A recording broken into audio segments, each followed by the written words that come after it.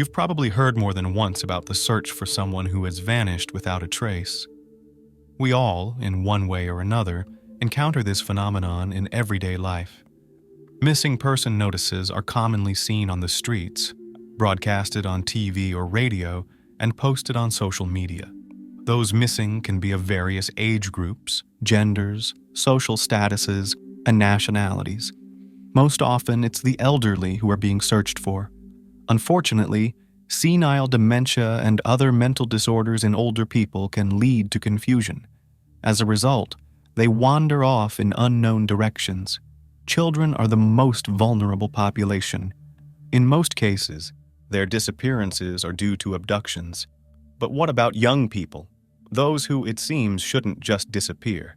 They are healthy and rational. Often, the reasons for their sudden disappearances are violent acts committed against them. Sometimes, to conceal a crime and avoid accountability, hiding a body becomes a simpler solution. There's a legal maxim that goes, "No body, no crime." However, this is with the slight caveat that the guilt of the accused or the defendant isn't confirmed by a totality of other evidence. Strange events. A complex story unfolded in the family of Graciela Garcia from Hermiston, Oregon, USA. The renowned 49-year-old beauty salon owner disappeared on November 8, 2019. That evening, she planned to have dinner with her 14-year-old son, Jacob, who was at his father's house. Imagine the teenager's surprise when, around 7 p.m., instead of his mother, his stepfather, Romero, appeared at the doorstep, delivering food. Typically, the man wasn't known for his care and attention. He didn't make efforts to connect with the boy, even though they lived in the same house. Nonetheless, Jacob didn't suspect anything wrong. The stepfather explained that Graciela had fallen asleep, so he came instead. After they said goodbye, the boy went to his room and checked his phone. There were 2 missed calls and a text from his mom. When he tried to call her back, he reached her voicemail. Jacob was very worried that his mother didn't respond. It was a bad sign because she was always reachable, especially since they had planned to meet. After a short while, the boy decided to tell his older brother and sisters about the situation. That evening, none of them could get through to her. Everyone thought that the mother had indeed gone to bed early and would get in touch the next day. However, the family was also concerned that her phone was unavailable to clients as it served as a link between them and Graciela. Later, the younger daughter Gabby often recalled a strange conversation with her mother. Initially happy about the meeting, the woman became sad and thoughtful. Then, she seriously informed that the children should know where she kept important documents and money, just in case. Graciela seemed to be worried about something. She showed the safe and shared the PIN code. She also added that the money and the house deed belonged to them, which couldn't be said about her current husband, Cuauhtemoc Romero Sanchez. Gabby was frightened by the conversation. Her mother was healthy and relatively young. She asked her mother what prompted this talk. However, Graciela didn't elaborate. "No one ever knows what the future holds," she mysteriously replied. They never returned to that topic. Surprisingly, over time, the woman's words became prophetic. Gabby often wondered if her mother could have anticipated the tragedy, or if her disappearance was just an unfortunate coincidence. Graciela's journey. Graciela Garcia was born on October 6, 1970 in Mexico. Her family was among the working class. Seeking a better future for their children, her parents decided to emigrate to the USA, where they eventually settled in Hermiston, Oregon. At the time of the move, Graciela was still very young, so she didn't remember the hardships of changing her place of residence. She graduated from Umatilla High School, which primarily catered to low-income populations. All students there received free lunches and breakfasts. With 66% of the students being Hispanic, Graciela easily found friends among them. Her sociability and natural charm distinguished her. Later, she enrolled in Blue Mountain College in the business department. From childhood, she dreamed of connecting her life with the art of hairdressing, and even better, opening her own beauty salon. Graciela was determined and hardworking. Therefore, she sincerely believed that with the right approach, her plans could be realized. By February 2006, she became the owner of Carayes Beauty Salon. Thanks to her talent and charisma, she soon became well known in society. Moreover, the salon's owner always looked well-groomed, which only contributed to the establishment's image. She loved her job and had a great understanding of new beauty trends. Therefore, there was no shortage of clients. Over time, some of them became Graciela's friends and were welcome at her home. In general, her name was well regarded among the townspeople. Besides her career success, her personal life was also interesting and full of happy events. Beloved men. In her youth, she met a man with whom she fell deeply in love. He was her first love. From him, Graciela had daughters Annabelle and Gabriella, often simply called Gabby. The couple didn't stay together long. The man left the family. Apparently, his feelings for the woman changed over time. Left as a single mother, she didn't despair but focused on self-improvement and earned a degree in cosmetology. Later, fate brought her together with a man of Mexican descent. He was a kind soul, and Graciela liked him very much. She eventually married him. According to the children, she never regretted this decision. He was attentive not only to her, but also to her children, accepting them as his own. Later, the family was blessed with sons, Arthur and Jacob. Nonetheless, the man still called Annabelle and Gabriella his girls. Gabby recalled considering her stepfather her real father, as he always supported, protected, and cared for them. The couple did everything to ensure their family was united and happy. Raising 4 children didn't distract Graciela from her passion. On the contrary, whenever she went to professional meetings, she took them with her. The family always traveled together, which became a lovely tradition for everyone. Thanks to this, they visited many cities, got acquainted with local attractions and cultural features. Moreover, they didn't forget about their roots, often visiting Mexico. It was a good time for the Garcia family. Everyone tried their best to make the others happy. Unfortunately, after 17 years, the couple separated. The man and woman didn't want to torment each other with cooled feelings. They cherished the respectful relationship that had developed over many years. After the divorce, their interaction remained warm and strong. The father was always in touch with the children and saw them regularly. Graciela shared custody of their youngest son with her ex-husband. The other children were adults and lived separately from their parents. However, they always maintained constant contact with the family, celebrated holidays together, and often consulted with each other. Graciela went through the divorce calmly, not losing her optimism and faith in herself, thanks in large part to her ex-husband. Even during such a difficult period in life, the man behaved honorably and understandingly. Her beauty salon operated as usual, and she dedicated all her free time and energy to its development. Graciela immersed herself in her favorite work, taking a break only on Sundays. She spent this day surrounded by family and close friends. The unexpected visit. On the morning of November 9th, 2019, Romero stopped by Annabelle's, Graciela's eldest daughter. She was surprised by the unexpected visit from her mother's new husband. The man told her about his wife's disappearance. According to him, after meeting with Jacob the previous night, he returned home and lay down next to his sleeping wife. But in the morning, he found she wasn't there. After checking the house, he realized that she had gone somewhere. Romero tried calling and texting Graciela, but she didn't respond. He also explained that he visited Annabelle, hoping she might know something. However, the daughter had no such information. Moreover, she was shocked by Romero's words and his reaction to the situation. He was crying and seemed genuinely distressed.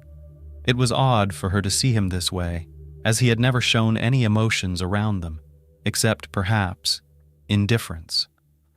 Romero also mentioned that Graciela had been acting strangely lately. He even suggested that she might have found someone else.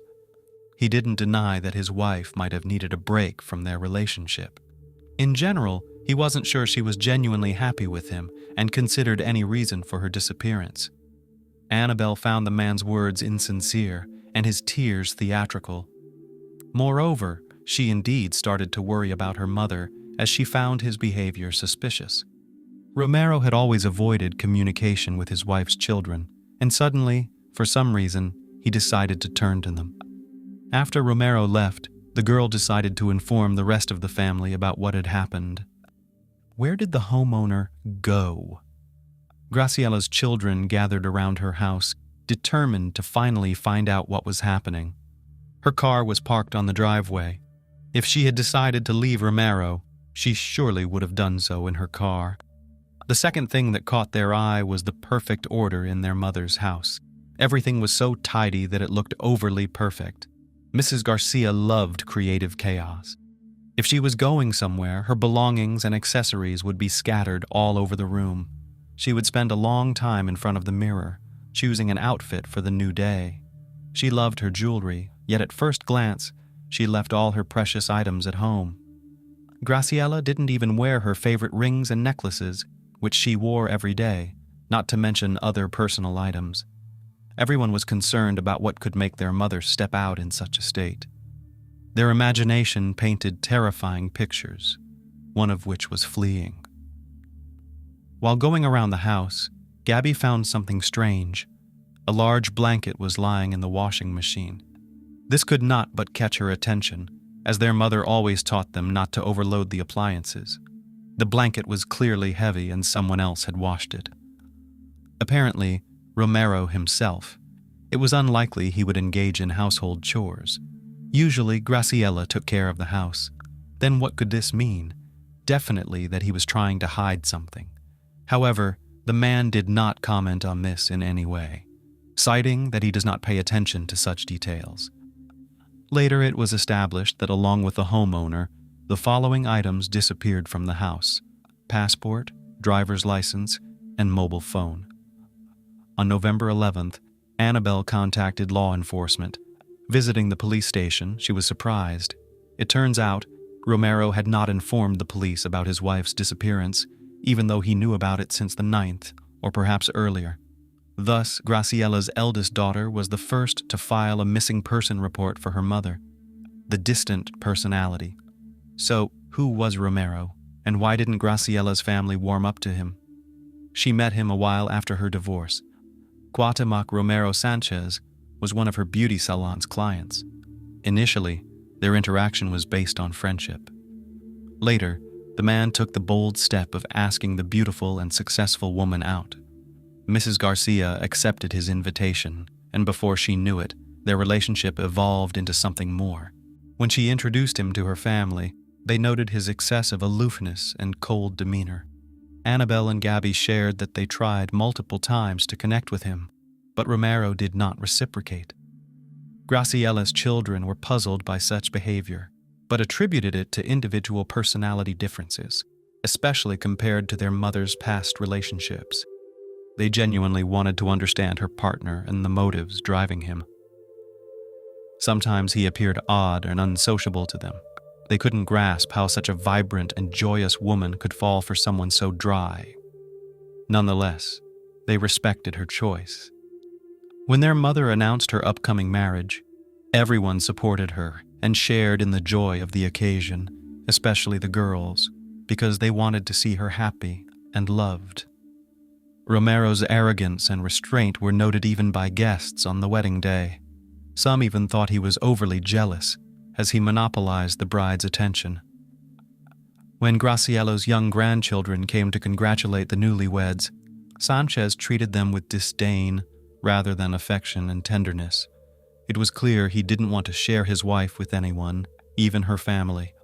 After that, Graciela's relatives found it hard to conceal their true feelings about the man.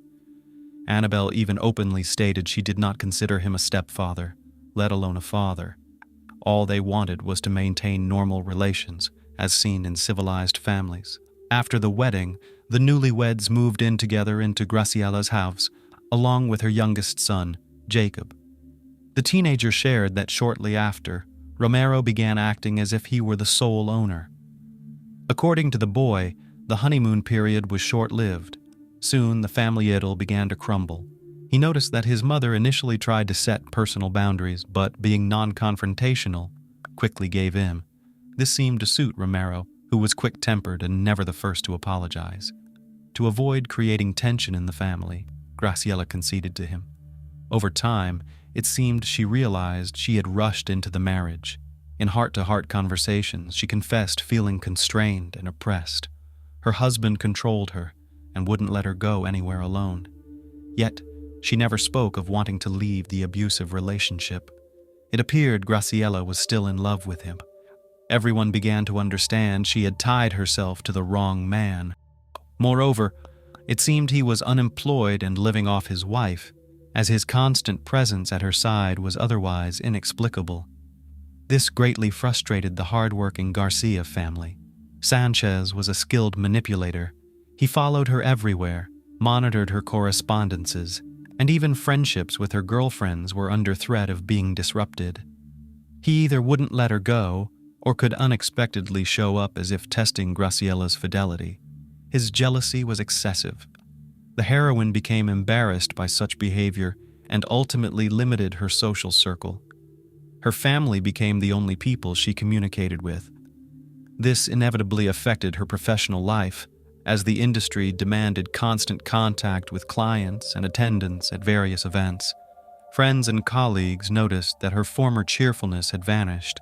The always radiant woman now looked sad and worn. It was clear she was unhappy. Her children noticed changes in her mood and appearance. They also observed that she had lost her previous independence. After discussing it among themselves, they once again agreed that they didn't like Romero. However, he was an adult woman's choice, and there was little they could change, especially since they were accustomed to respecting Graciela's decisions. Other relatives also expressed distrust towards the man. At the same time, none of them knew how to help her. The couple's relationship needed professional help, and Gabby once mentioned this to her mother, to which she responded that she would manage her personal life on her own. The noose tightens.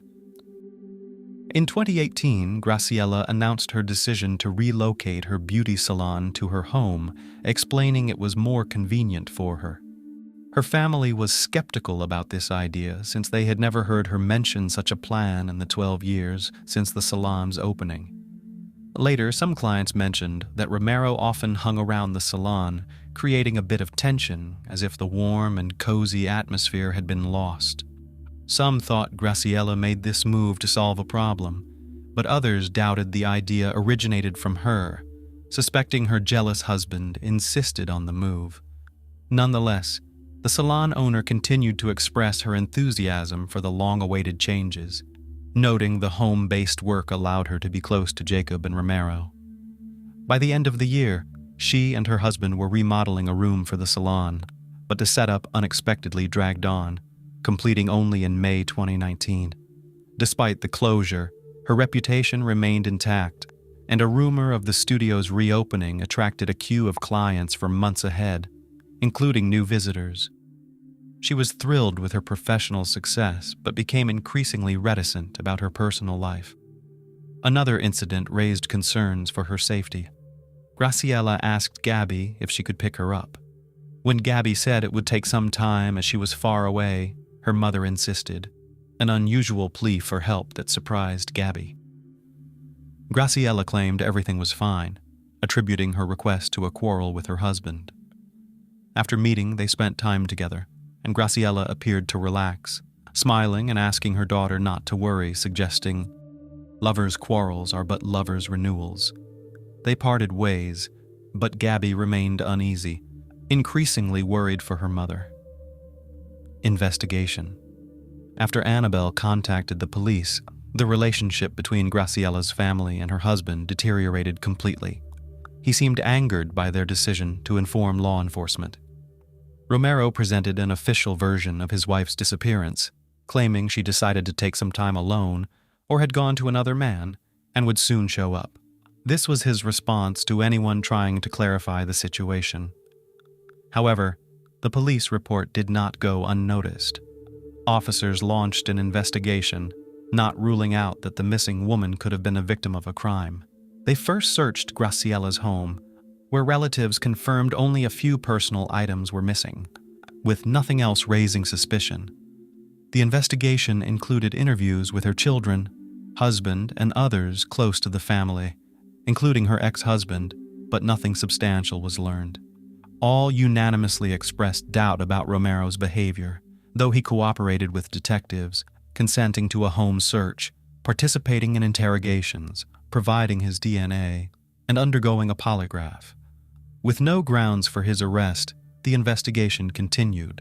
Analysis of Graciela's phone records pinpointed the last signal near a bridge in Washington on November 9th at 12:30 p.m., after which the phone was turned off. Her bank accounts remained untouched, as did her social media. Hundreds of witnesses were questioned, and all places Graciela frequented were checked, to no avail. She seemed to have vanished without a trace, a disappearance the investigators deemed suspicious. About 4 months into the investigation, Hermiston police made a public statement, revealing no confirmed information about her last sighting. Despite Romero's failure to report her missing, there was no specific accusation against him. This stance by the authorities frustrated Graciela's relatives. Their communication with law enforcement dwindled. Previously updated weekly, contacts eventually ceased. The missing woman's children had to call the station themselves for case updates. Public engagement. As of March 2020, there were no advancements in the search for Graciela. The situation was further complicated by the onset of the COVID-19 pandemic. Consequently, her family turned to the media, hoping to draw public attention to their ordeal and solicit assistance in gathering any information. They believed that even minor details could be significant. Gabby mainly communicated with the press, expressing her family's frustration over being in the dark for months and criticizing the police for it. She implored the investigators to devote more attention to finding her mother. The Garcia family suspected foul play in Graciela's disappearance, citing several indicators, particularly the condition of her belongings and the strange situation at home. It was unclear who would take such a drastic step against her, as she had no visible enemies. It was evident she couldn't have left on her own. She would have contacted her family to reassure them. Their lack of communication indicated something terrible had happened. In addition to media coverage, posters and flyers describing the missing 49-year-old Latina woman, approximately 1.6 meters tall and weighing around 62 kilograms, with dyed blonde hair, were distributed throughout the city. Suspect nearby? Graciela's children also requested a change in the detective team handling the case, suspecting bias and collusion with Romero. Somehow, these individuals were acquainted with each other. The family voiced concerns over numerous inconsistencies in the case. It was discovered that Sanchez's phone was turned off on the day of his wife's disappearance, and his behavior did not resemble that of a person alarmed by the sudden vanishing of a loved one. The Garcia family demanded the suspect's arrest. The police chief, Jason Edmiston, promptly responded to these accusations, confirming Mrs. Garcia's disappearance as suspicious and possibly involving foul play, although this was just one hypothesis. He assured the investigation remained impartial, guided by evidence and circumstances, and dismissed any allegations of social connections between Romero and law enforcement as unfounded. Edmiston also mentioned the spread of misinformation hindering the investigation and described the case as ongoing and developing, with certain information necessarily kept confidential. Additionally, authorities sought assistance from the FBI. Edmiston expressed frustration over public criticism of the police's actions without understanding the legal complexities. Meanwhile, Gabby announced a fundraiser to hire a private detective, a move perceived as a critique of the police's handling of the investigation, suggesting their inefficacy. On the first anniversary of Graciela's disappearance, her family organized a memorial event attended by friends and acquaintances, reminiscing about her vibrant and cheerful nature. They prayed for her safe return and lit candles, later placing signs outside the police station urging the search for Graciela Garcia to continue. The latest update in the case came in September 2023, when a significant incident involving Romero Sanchez made headlines. He was attacked and severely injured, requiring surgery. Speculation suggested that Graciela's brother, Mason Garcia, had shot the missing woman's husband multiple times. However, the media did not disclose the event's specifics or any legal repercussions for Mason. It seemed Graciela's family had grown tired of the police's apparent inaction toward Sanchez, leading one of them to take matters into their own hands, potentially leading to a more frightening conclusion. A tragic conclusion. Currently, the disappearance of Graciela Garcia remains an unsolved mystery, leaving her family in agonizing uncertainty. This state of not knowing is profoundly detrimental to their health and mental well-being. Over time, one might come to terms with loss, but the difficulty of living in limbo is significantly harder. It remains unknown whether Graciela is alive. Her children are left with nothing but to pray that the situation will soon become clear and that those responsible will face justice. Ultimately, no crime is perfect. Sometimes there's just a lack of motive and evidence. 19-year-old student Lizzie Marriott vanished on October 9, 2012. After her classes, she went home and left a note on the table. It was addressed to Tony and Becky Hanna, the uncle and aunt of the girl where she was staying. In it, Lizzie said she was going to visit a friend and would be back no later than midnight. However, neither on that day nor the next did the niece return. Later, her car was found in the campus parking lot.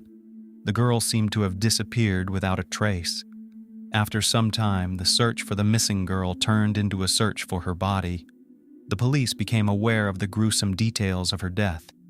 Once the girl's openness and friendliness turned against her. This is a story about the danger posed by uncontrolled desires. Horrible crimes are committed when not only state, but also universal laws are violated. The freedom of one person ends where the rights of another begin. This is an undeniable truth. For Tony and Becky, their niece became a full-fledged family member. To save on housing, she moved in with them during her studies at the University of New Hampshire. Lizzie loved marine animals very much, so she chose a future profession in marine biology. She moved to Chester in the fall of 2012, leaving her parents Bob and Melissa Marriott, with whom she lived in Massachusetts. They were separated by a 2-hour drive, but they still maintained close communication. The girl had a gentle character, was kind and sweet, which made everyone love her. She would shout, "I'm home," her aunt recalled, and we felt joy in our hearts because she felt comfortable with us, and we with her. Lizzie liked her new life, and unprecedented horizons lay ahead. In her spare time, she worked at Target, where she quickly adapted and was well regarded. There, she met 18-year-old Kate McDonald. The girls quickly found a common language, often hanging out after work. Once Lizzie was already at Kate's apartment, so when she invited her again, she agreed. On October 9th, the friends met. They wanted to spend the evening together, have dinner, and watch a movie. However, their solitude was interrupted. 30-year-old Seth Mazzella, Kate's boyfriend, joined them. The heroine didn't mind a company. It's more fun together. Moreover, her new acquaintances were interesting personalities, involved in theater. And Seth graduated from the same university as Lizzie, but in theater arts. Despite the fact that the guy worked as a consultant in an electronics store, he had a rich experience. He trained as an emergency medical technician, earned a black belt in karate, and even taught martial arts. In general, they had a lot to talk about. The evening promised to be interesting and end on a good note. It's just that, answering the young people's apartment, the girl never came out again. After Lizzie didn't return by the promised time, her relatives decided to wait until the evening of the next day. Perhaps she stayed overnight at a friend's and went from there to the university. However, when she didn't show up and on October 10th, the aunt and uncle got worried and contacted her parents. It turned out they also had no information. After the unpleasant news, the mother and father got in the car and headed to Chester. On the way, they reported their daughter's disappearance. Not only the police and relatives, but also the girl's friends joined the search. The investigation began with questioning everyone who knew her. Unfortunately, the relatives didn't know where Lizzie had gone. However, thanks to her friends, this information was established. Nate McNill, a friend, said he knew where she might be and pointed to Kate McDonald. He also said he asked Kate if she had Lizzie, and she said no. Detectives took note of the guy's words and started checking the new information. Meanwhile, it was found that there were no movements in the girl's bank accounts, and her phone was turned off. The initial version that she might have been in an accident was ruled out. Just a few days later, her car was found. At the same time, Bob and Melissa Marriott announced a $10,000 reward for anyone who could provide information about their daughter's whereabouts. After talking to Lizzie's friends and colleagues, investigators learned interesting information about Kate and her boyfriend. The couple was far from what they tried to appear in public. Soon after, Seth Mazzella was arrested. Lizzie and Kate's acquaintances said that recently the girls had been spending a lot of time together. However, they seemed different in character and attitude toward life. Lizzie was very sociable and compassionate, while Kate, on the contrary, was reserved and rude. What brought them closer was unclear. Those who had been working at the store for years said that this was not always the case with McDonald. After she started a relationship with Seth, she changed a lot. There was no trace of her former cheerfulness and lightness. As it turned out later, she even limited communication with her relatives, since they were against her new boyfriend. There was something suspicious about him, antisocial. The couple started dating when the girl was 17. After she turned 18, they moved in together and began living in Mazzella's apartment in Dover, New Hampshire. Paying special attention to the couple, the police checked their databases, but found nothing remarkable. Studying the profiles of young people on the internet, officers learned some details about their personal lives. Sanath and Kate practiced not quite traditional relationships. On one of the websites, McDonald, under the pseudonym Miss Scarlet Vampire Actress, posted a spicy ad. She wrote that she and her lord were looking for a live-in slave. The required duties were house cleaning, dishwashing, laundry, cooking, and readiness for intimacy at any time.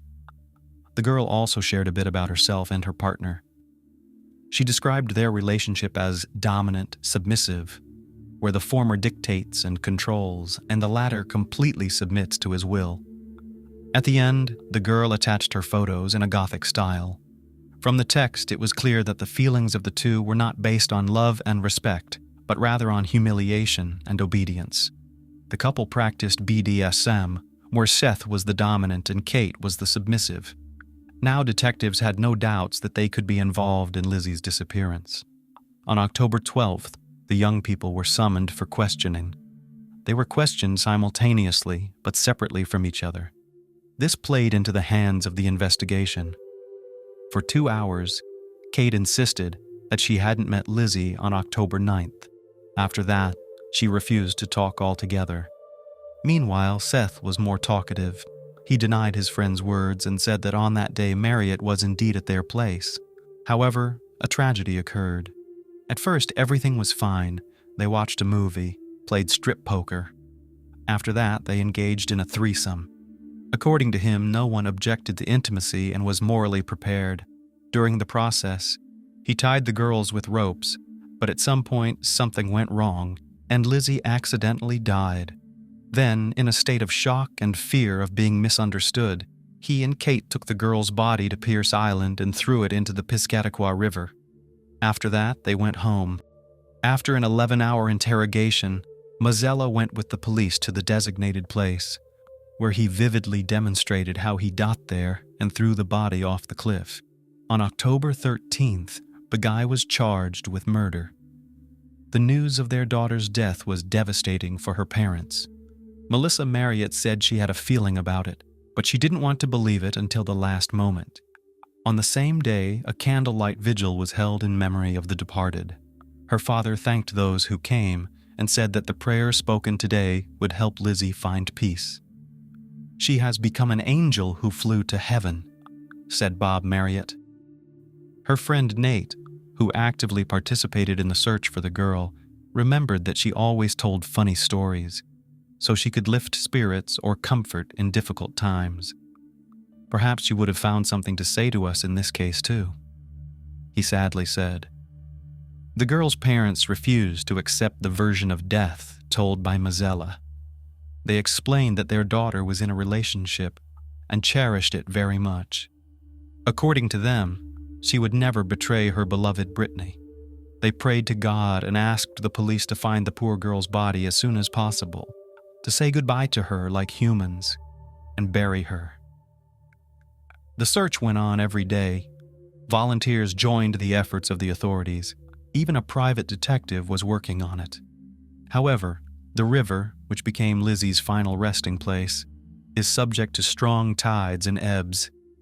It is quite possible that she has long been carried into the Atlantic Ocean. The investigation continued. A search took place in Mazzella's apartment and beyond. It is worth noting that the young couple's house was not clean and orderly. Chaos reigned everywhere. Detectives also found out that Seth was interested in occultism and black magic. Since no evidence was found in the apartment, forensic experts examined the surrounding area. In one of the trash containers, they found a bag of belongings.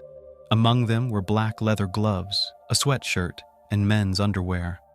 During the examination, it was established that the underwear had DNA traces belonging to Seth and Lizzie.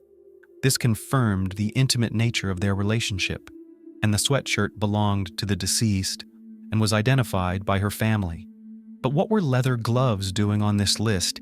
If it's a love game accessory, why get rid of it, like the rest of the evidence?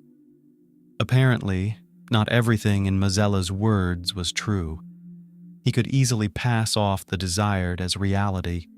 However, what Kat McDonald said confirmed it. The girl broke her silence, and on October 17th, she told what happened. She admitted that on October 9th, Lizzie came to her. Later, Seth joined them. At first, the three of them watched a movie, then played strip poker.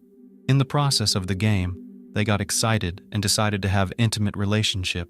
According to her, everyone's desire was mutual. It all started with kisses and tenderness. Then Seth suggested tying Lizzie up with ropes, and she agreed. The girl even showed schematically how Seth did it.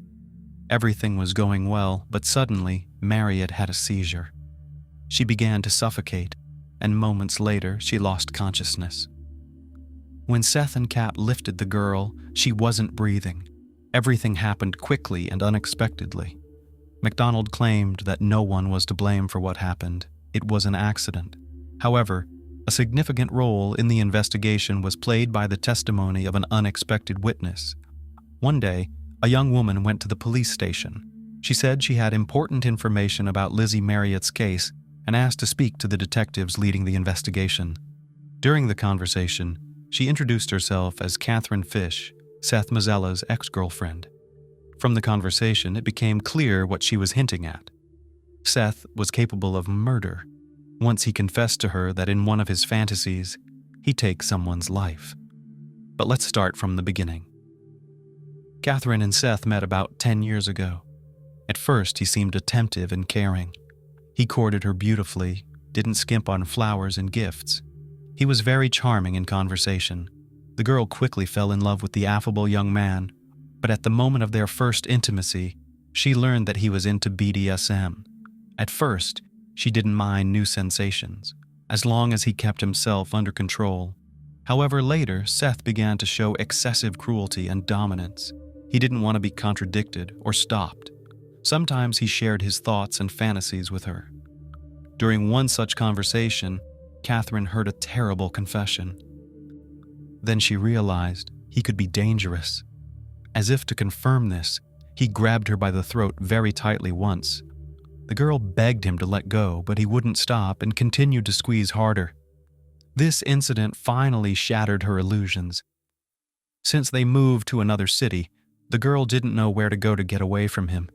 She didn't know anyone and didn't communicate with anyone. Besides, she was financially dependent on her boyfriend, so she continued to live with him, waiting for a convenient moment to escape. Catherine admitted that over time, Seth started talking about a third partner.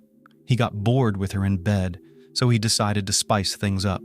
Therefore, he periodically brought different girls to their house. But none of them stayed long, so Mazzella said they needed to find a permanent girlfriend.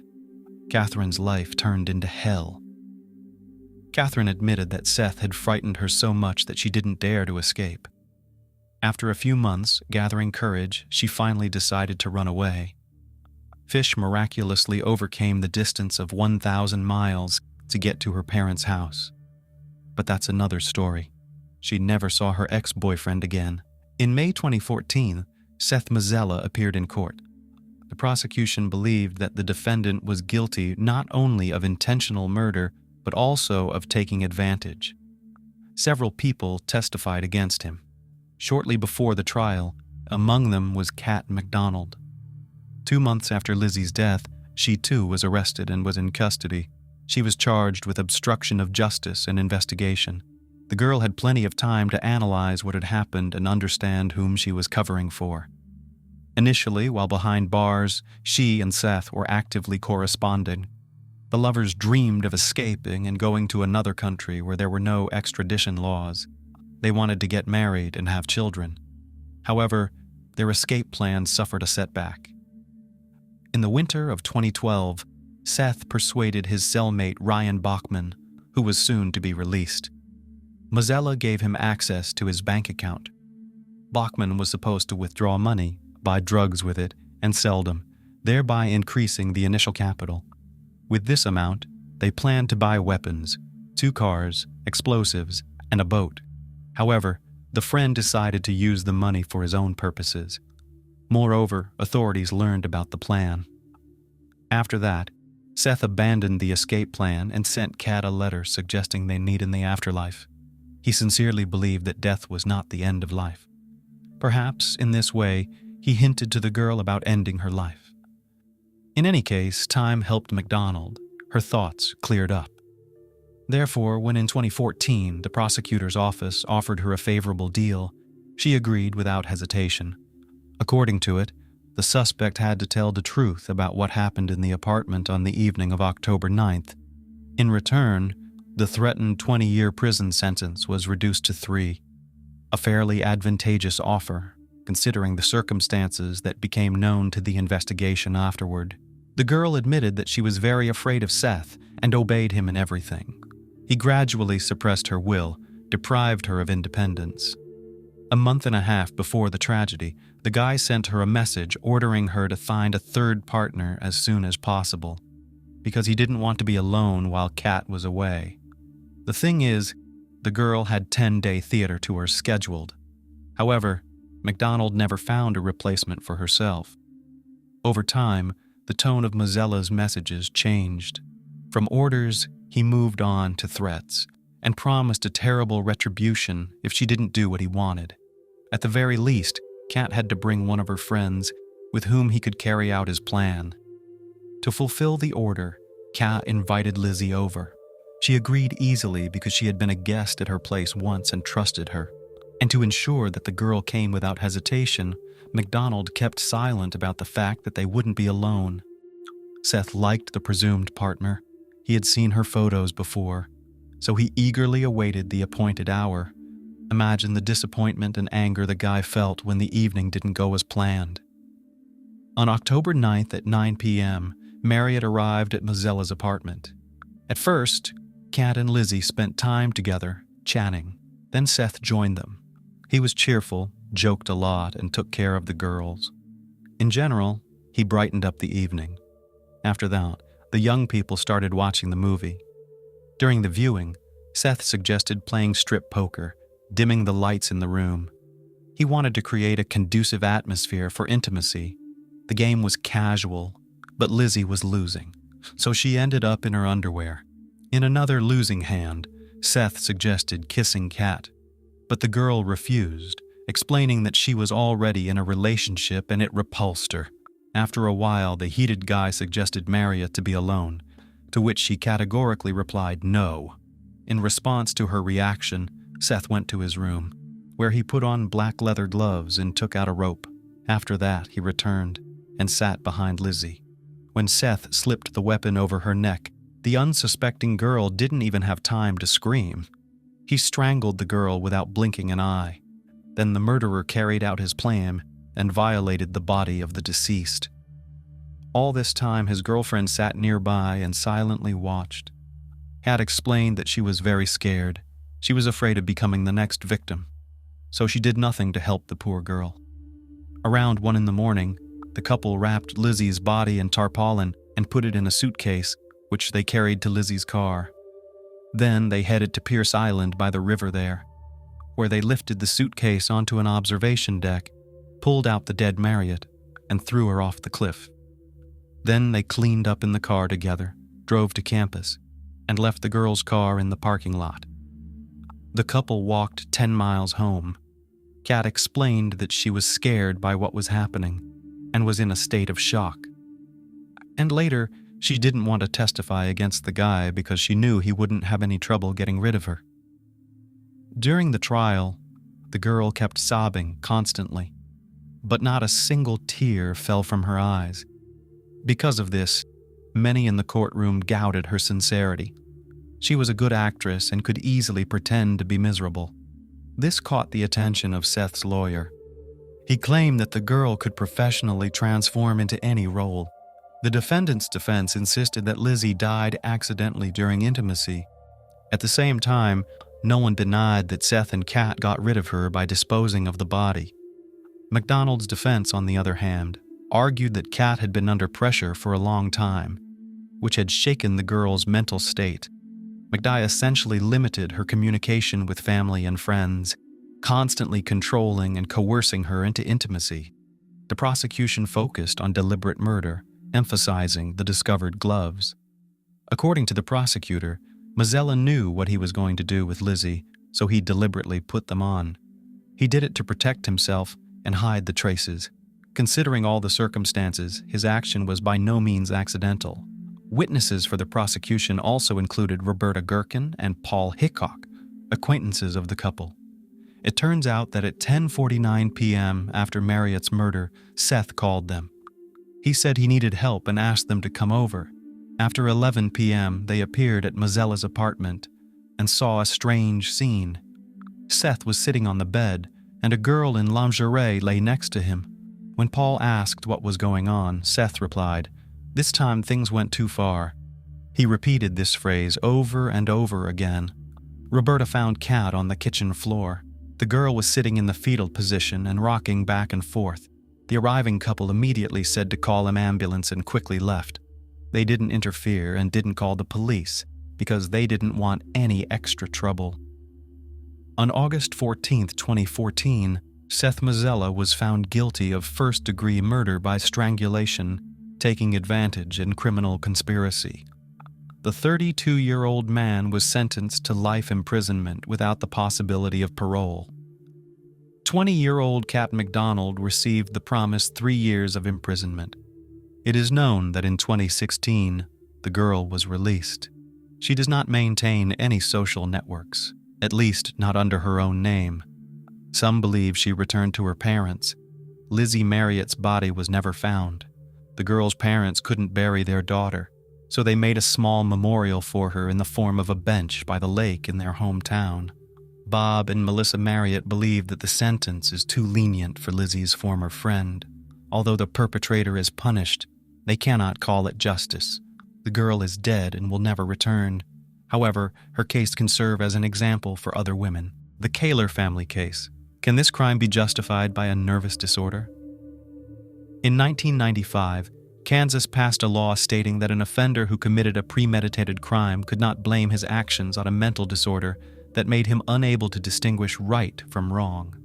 This law was passed because almost every criminal, when brought to trial, tried to avoid punishment by claiming that he was not in control of his actions or did not realize the consequences because of a mental disorder. The head of the once happy and large Kaler family tried to use insanity as a defense to avoid responsibility for the atrocities he committed. However, he was found sane.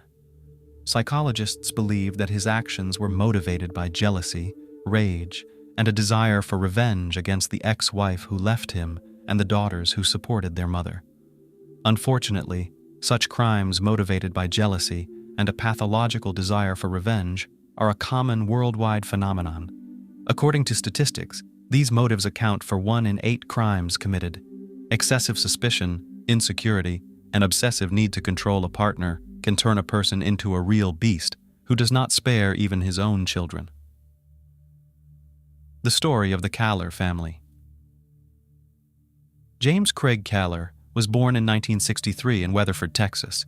His future wife, Karen Kaler, née White, was born in the same city in 1965. They met in the early 1980s as students at a Texas university. Craig was graduating in engineering, and Karen was a freshman in the humanities department. They quickly found common ground and soon began a romantic relationship. They were young, in love, and seemed like the perfect couple. Craig was a top student known for his determination and talent in engineering. In the late 1980s, after graduation, they had a modest wedding attended only by close friends and family. Their first child, Emily, was born in 1991, followed by Lauren in 1993. They lived in a cozy house in Weatherford and were quite well off by local standards. In 1999, when Karen was pregnant with her third child, Craig received a lucrative job offer at a large utility company in Weatherford. His promotion coincided with the birth of their son, Sean, whom he adored. With a higher income, Craig bought a spacious house in the city's most prestigious neighborhood and a reliable family car. Karen stayed at home, and Craig became the primary breadwinner. Outwardly, the family seemed perfect. The daughters, Emily and Lauren, were talented in sports and music, often participating in vocal competitions and local events. Emily excelled in school and went to a prestigious pharmacy college, while Lauren, an excellent student, dreamed of attending a conservatory to pursue a career in music. Sean was an outgoing, kind, and inquisitive boy, interested in numismatics and aspiring to become an archaeologist. He was very close to his parents and sisters. Craig provided for his family. Karen made the home comfortable, raised the children, and baked tasty treats. They were active in the community, striving to improve their neighborhood. They also raised 3 wonderful and talented children.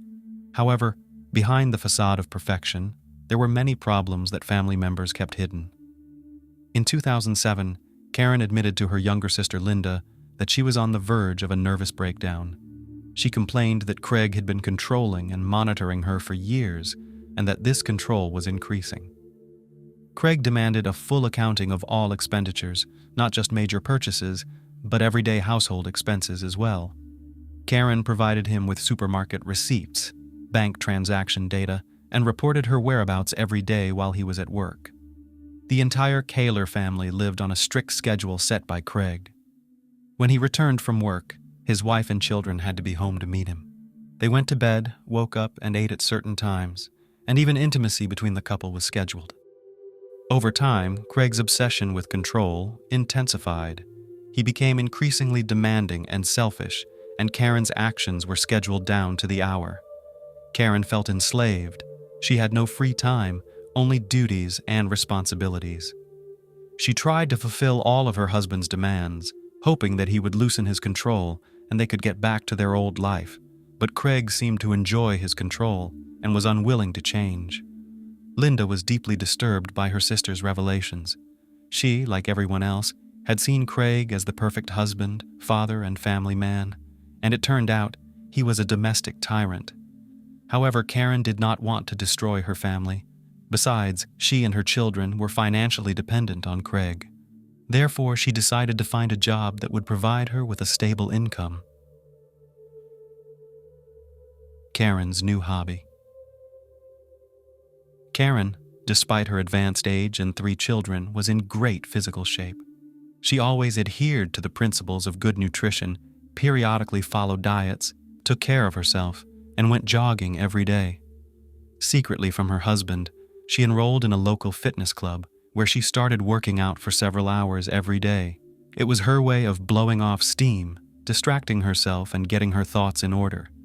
She attended the gym while Craig was at work and didn't notice her working out. Soon the management of the sports club noticed the attractive, fit, and diligent woman. Karen was offered to try herself as a fitness instructor with a probationary period and the possibility of an official labor contract. The former housewife could not have dreamed of such an opportunity because now she will be able to continue doing what she loves and even receive a decent remuneration for it. Eventually, Craig found out that his wife was going to the gym. Karen expected a scandal and that her husband would forbid her to go, but surprisingly, he reacted calmly. He even seemed pleased that his wife had found something to do and was now earning her own money. His only conditions were that she had to be home when he arrived, cook meals, and not disrupt their planned intimate life. Karen found these conditions acceptable because now she had the freedom of action and the ability to provide for her own needs without having to justify to her husband every dime she spent. Unexpected romance and a love triangle. Soon there was a new instructor at the fitness club named Sunny Rice. Karen and Sunny quickly hit it off and became friends. For Karen, who had been a stay-at-home mom for many years and was unable to socialize with people outside the family, Sunny became a trusted confidant. The women spent time together at work every day, sometimes going for walks, drinking coffee, and having heart-to-heart talks. It didn't take long for their friendship to grow into something more. Naturally, they hid their feelings and relationship from everyone, but in time, Karen decided that she had to confess everything to her husband. She spent months preparing for this conversation, trying to find the right words, not knowing how to start and what the consequences might be.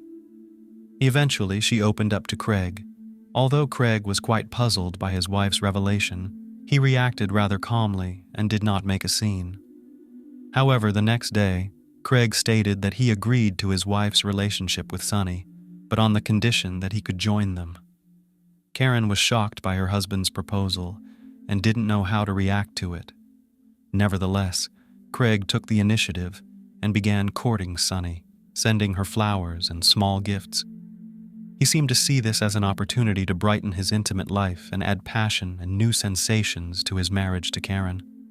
At first, the women agreed to his proposal, but soon realized that for Craig it was a game of dominance. Their peculiar love triangle didn't last long, and Craig was made to realize that he was not welcome in their relationship. Feeling insulted, Craig demanded that Karen end the affair immediately, but she continued to date Sunny, genuinely in love. After nearly 2 decades of marriage, it seemed that Karen was ready to leave her husband for a new relationship. A move to another state and secret meetings. After months of scandals, confrontations, and agonizing deliberation, Craig decided that the best solution to save his family would be to move to another state. He began looking for a new job, sending out resumes, and soon landed a position as a water director for a large company in Columbia, Missouri, a city neighboring Kansas. Craig believed that his wife's move to another state would end her affair with Sunny and their family life would return to normal. The move in the summer of 2008 proved difficult for the family, as the children had to change schools, make new friends, and adjust to life in a new city. Although the family was already well off, Craig's salary in his new position was nearly double what he earned in Weatherford. However, with more responsibilities and more hours on the job, Craig naively thought he had cut Sunny out of his wife's life for good, but he was wrong. Karen and Sunny continued to communicate regularly, exchanging calls and texts and meeting in secret. They would drive to meet halfway and spend a couple hours in a roadside hotel before returning home. By then, Karen knew her marriage was doomed. She no longer loved her husband, and divorce was only a matter of time. These secret trysts continued until December 2008. On that New Year's Eve, the Kaler family returned to their hometown to visit family and friends. Sunny was also present at this party. Karen and Sunny behaved low-key at first, simply exchanging greetings. However, as the party progressed and under the influence of alcohol, they seemed to forget about social norms. The lovers were inseparable, holding hands, exchanging longing glances, and some guests even caught them kissing. Craig wasn't just angry, he was furious. Karen had insulted and humiliated him in front of dozens of former roommates, friends, and co-workers, making her affair public.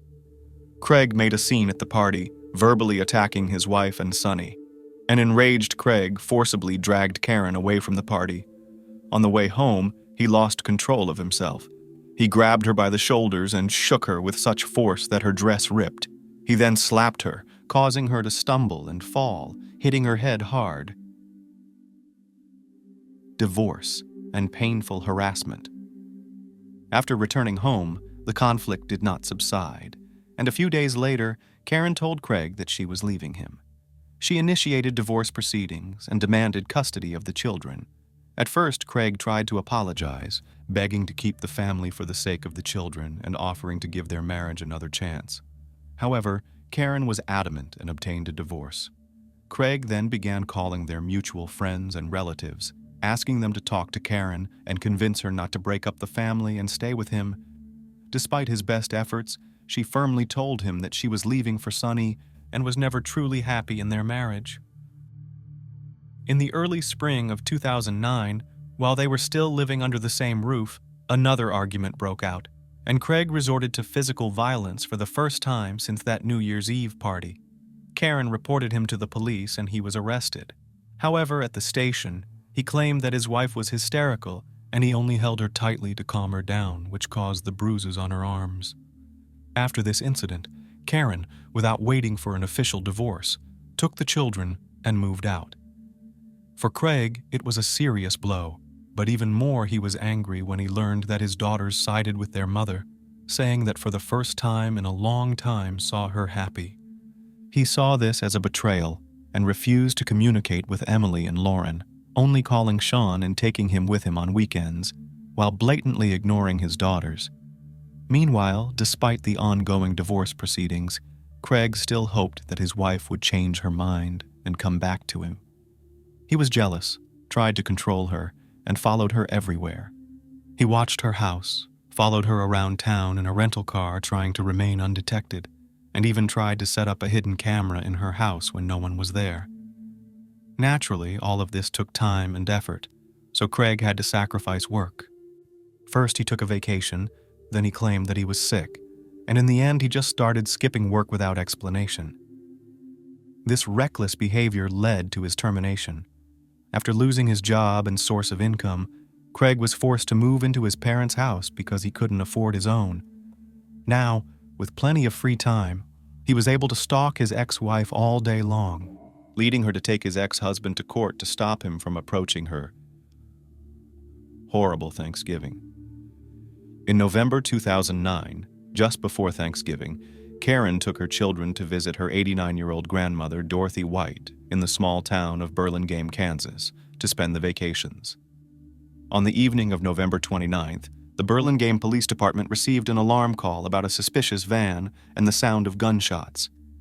Dorothy's neighbors reported seeing a small truck pull up to the elderly woman's home, a man get out of it and enter the house. They then allegedly heard screams and gunshots, but are not sure. The man then left the house, got back into the truck, and drove away quickly. Neighbors did not attempt to apprehend him, fearing he was armed. When police pulled up to the house, they were met by a terrified 10-year-old boy calling for help. It was Sean Kaler, who couldn't explain what had happened, but it was clear that a terrifying scene awaited the police inside. Near the front door, they found the 89-year-old homeowner lying in a pool of blood and surprisingly alive despite 2 gunshot wounds. In the kitchen, police found the lifeless body of 44-year-old Karen. She had been shot in the chest and then killed by a close-range gunshot to the head. Her ex-husband had left her with no chance of survival. The body of her oldest daughter, 18-year-old Emily, lay between a wall and a couch. She had apparently tried to hide from her enraged father, but he caught up with her and took her life with 2 point-blank shots. Her younger sister, Lauren, lay in a pool of blood in a second-floor bedroom. She was still alive, begging faintly to save her life and repeatedly stating that her father had done it. The elderly woman and Lauren were immediately rushed to the intensive care unit of a nearby hospital. Despite the doctor's best efforts, their lives could not be saved. Lauren died on the morning of December 1st from massive blood loss and damage to her internal organs, and her great-grandmother died a few hours later that day. The only surviving witness. Sean was in a state of shock. Psychologists worked with him, But he needed a thorough interrogation as the only living witness to the tragic events at his great-grandmother's house. He said that that evening his mother was in the kitchen preparing dinner, and he approached her to ask for his favorite pies. Suddenly, the back door of the house swung open and their father entered the house with a shotgun in his hands. Without saying a word, the man pointed the barrel at his ex-wife and shot her, then moved closer and fired again. For the first few seconds, Sean froze in horror. Then his father turned to him, but didn't aim, just silently and intently stared at him. Sean realized he had to run, so he jumped out the open back door. The boy ran toward the main entrance, hoping to alert his grandmother and sisters and call for help. However, as he reached the threshold, he heard several more gunshots. Fearing to enter the house, he hid in a small outbuilding. He heard several more shots and waited in terror for his father to come after him. Where is Mr. Kaler? Craig was immediately put on the wanted list, warning that he was armed and extremely dangerous. Meanwhile, police received several reports of a speeding truck, which helped them quickly determine the direction the gunman was traveling. At one point, the man abandoned his vehicle in a wooded area and began walking down a deserted road. Law enforcement quickly caught up with him and apprehended him the next morning. He had left the rifle and ammunition in the back seat, with prescription medication for depression and anxiety disorders lying next to the driver's seat. Mr. Kaler did not resist arrest. He did not seem to care anymore. He looked confused and even frightened, and honestly admitted that he was armed with a gun and a hunting knife, but did not intend to use them. He also admitted that he had done something terrible that he believed the police already knew about. At first, when he was taken to the police station, Craig fully admitted his guilt and poured his heart out to the investigating officer. He told how his wife had cheated on him with Sonny, how they had humiliated him in front of his friends at a New Year's Eve party, how his attempts to save his marriage had cost him his job, and what was left of his self-respect. The man cried, said he did not know how he had decided to take such a step, and complained that everyone, including his daughters, had betrayed him. Trial and fair sentence. Craig's trial began in December 2010. The defendant, who was advised by his lawyer Thomas Heaney, recanted his initial confession, blaming his actions on mental illness and insanity. It was his only option to avoid the death penalty for the murder of 4 people. Heaney tried to convince the court that his client was in a difficult psycho-emotional state after his wife left him for a lover. His children sided with their mother. He lost his job and was forced to move back into his parents' home. All of these factors contributed to the breakdown, the lawyer said, and Mr. Kaler committed the crime while insane, not realizing what he was doing. Prior to 1995, there was indeed a law that allowed criminals to get leniency by pleading insanity. However, in Kansas, where the crime was committed and the trial took place, that law was repealed. Furthermore, the prosecution found no evidence of insanity, or affective state in Craig's actions, only cold calculation. He purchased guns and ammunition in advance, went to Dorothy White's house, knowing that his entire family was there. He shot each victim twice, leaving no chance of survival. However, he deliberately spared his son, Sean, allowing him to escape. In August 2011, the man was found guilty on all counts and sentenced to death. Sean, who was 12 years old at the time, testified at the final hearing. He said that he did not wish his father dead, as he was the only close relative left. Despite numerous appeals by Craig and his attorneys, the verdict remained unchanged. As of today, Mr. Kaler is still in prison and continues to fight to have the case reviewed and the death sentence overturned. As for Sean, after the death of his mother and sisters, he was officially taken into custody by his maternal grandmother. He is now an adult, has finished school, received an education, and has decided to stay and work in his home state.